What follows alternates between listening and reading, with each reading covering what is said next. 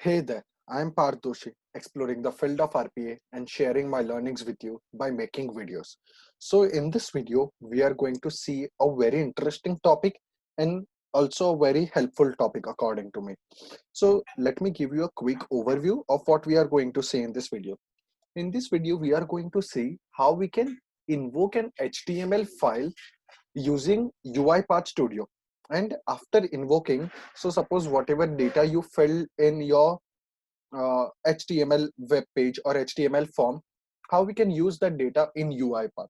Now, the first important thing is that your HTML file or your HTML web page, it's not necessary, it should be hosted on some server user. It can be a normal HTML file which just lies in your system itself. So let me show you the HTML file that I've created. So I've created an HTML form. So what we are going to do is we are going to run our UiPath workflow. From that, we are going to call this HTML web page, which will open and give us this particular fields. Now, once we see these fields, we are going to fill in the details and click on submit.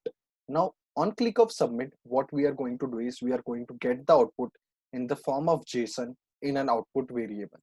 So let's see how we can do that, this complete procedure.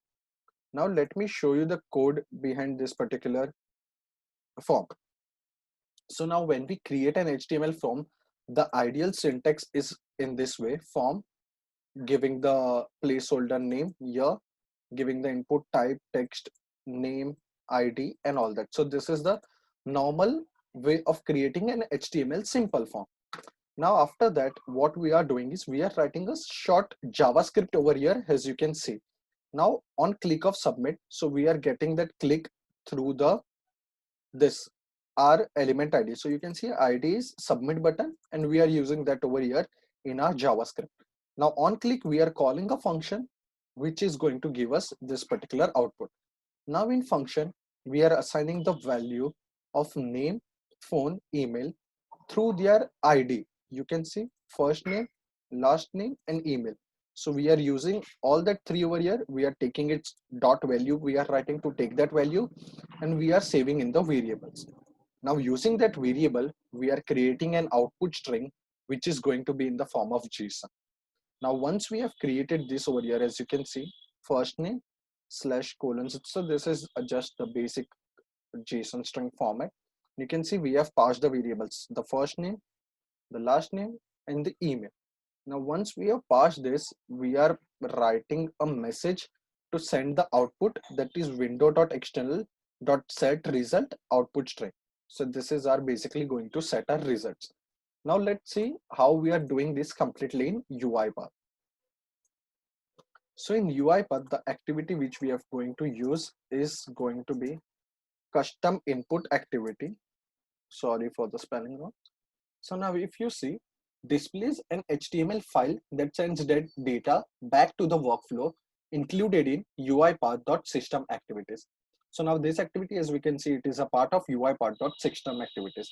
Now I have already pre-built a workflow over here, as you can see. So the height, and now let's see the properties of custom input. One is giving the URI. You can see this represents the HTML file, full path, or external URL. So whatever it is, you can give both the things. So we are seeing how we can use the file which already resides in our system. Now this is the height and width I'm giving. It is going to be an integer, and the result is going to be an output argument string, which is stored in the variable output. So now what will happen is when I run this workflow, so I'm basically just indicating the file using this particular action. So I've already done that. The result is getting stored in the output, and I'm using message box to show me the data of that output. Now let's first run this, and then we can see how we can use this data further for further processing. So this is just two simple steps you can see over here.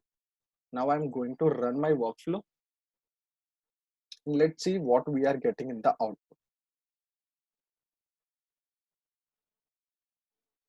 Okay, so my system is lagging a bit because of that. So you can see this is 500 by 500 the size.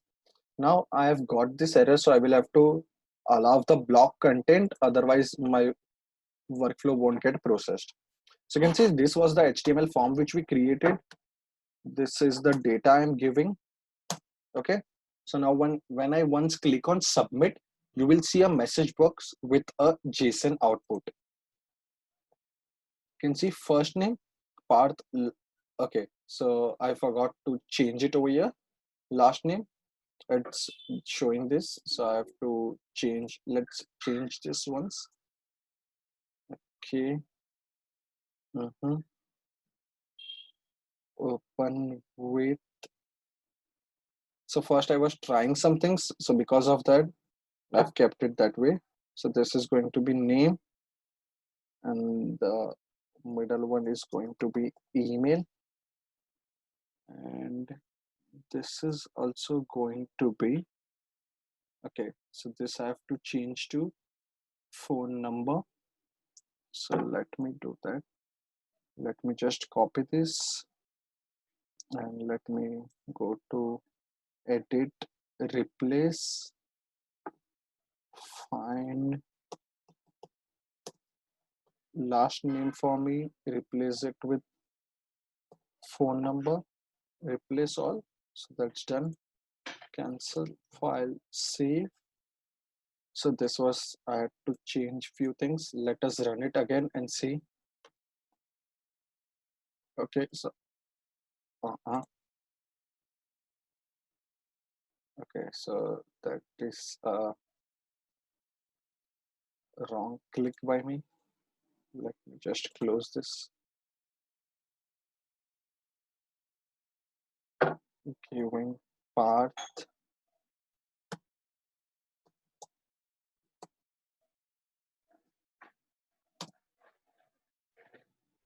Okay, so this was because I didn't do that allow content. So this is the error which I wanted to show you all. So we saw in this particular thing, I have to allow this block content, and then only it is going to display me the data. And now you see name.